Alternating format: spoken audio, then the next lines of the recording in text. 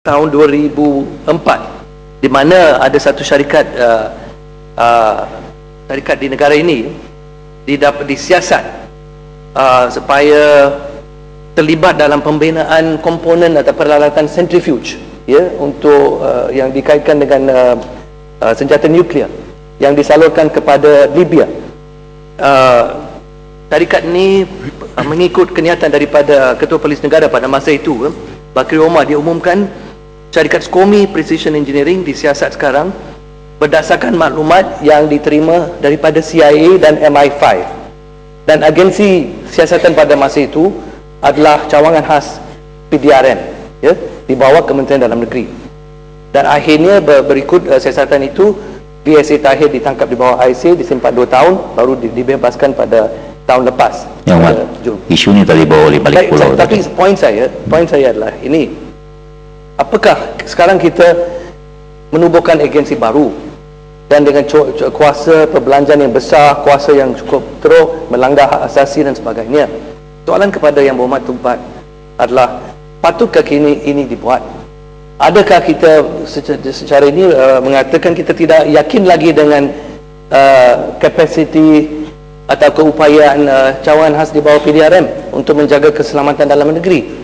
Di Amerika Syarikat, tugas ini dibuat oleh FBI, di United Kingdom oleh MI5. Biasanya di negara ini di bawah polis.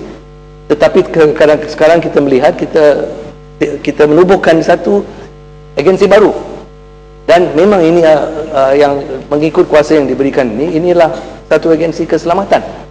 Adakah dari segi ini membangkitkan satu isu pokok, ini isu of principle dengan izin, perlukah kita satu agensi macam ini, in principle? Patutkah kita buat penubuhan satu agensi baru dan letakkan dia di bawah Kementerian Perdagangan Antarabangsa? Itu minta penjelasan. Terima kasih Subang. Sebagaimana yang kita sebutkan awal-awal tadi dan sebagaimana yang saya dengar daripada ahli-ahli yang berhormat yang berucap sebelum ini, memang saya menganggap bahawa rang undang-undang ini telah dibentangkan secara yang amat-amat mengelirukan, tanpa suatu tugas menteri yang jelas, tanpa satu kementerian yang jelas, malah tanpa mempunyai suatu agensi yang jelas pun.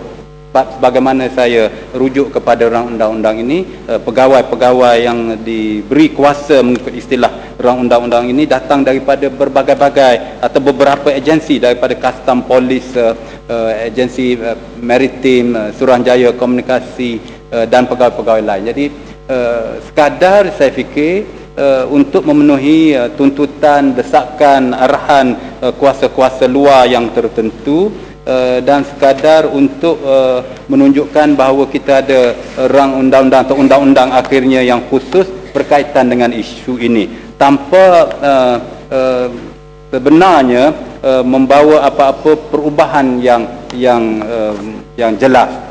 Sebabnya sebagaimana terbukti apabila jenayah berlaku dalam kes yang berhormat sebutkan tadi, berkaitan dengan nuclear centrifuge itu dengan izin, walaupun orang-orang itu ditahan, tetapi oleh kerana hubungan yang kuat dengan pimpinan politik ketika itu, maka orang-orang tersebut, walaupun ada undang-undang yang boleh digunakan tanpa undang-undang yang baru ini, tetapi orang-orang tersebut tidak dikenakan apa-apa pendakwaan ataupun dikenakan apa-apa hukuman selain daripada ISA, yang merupakan suatu undang-undang yang sepatutnya jika undang-undang lain digunakan dengan sepenuh dan sebaiknya, ISA itu tidak perlu ada pun dalam sistem perundangan ataupun sistem penghukuman negara kita ini. Jadi yang saya sebutkan tadi, Yang Berhormat Datuk Yang di-Pertua, ialah kebimbangan saya bahawa rang undang-undang ini sekali lagi sebagaimana yang kita lihat merupakan suatu amalan baru kerajaan, memberikan kuasa yang mutlak kepada satu institusi, iaitu pendakwa raya, untuk menentukan boleh atau tidak untuk memintas komunikasi. Saya yakin kalau pendakwa raya lah yang diberikan kuasa ini, 100% pendakwa raya dalam 100% kes akan memberikan keizinan untuk memintas komunikasi. Walhal jika boleh. Okay. Terima kasih Berhormat Tumpan, saya nak kongsi sedikit.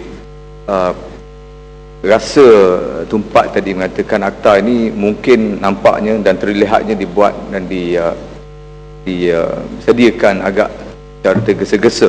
Apa pandangan Tumpak kalau kita tengok antara undang-undang yang berkaitan atas akta ataupun undang-undang yang kita bawa ini dikaitkan juga dengan undang yang berkait dengan akta binatang, pelaksanaan tenaga atom, konvensyen senjata kimia, kastam, racun makhluk perosak, kuarantin dan sebagainya.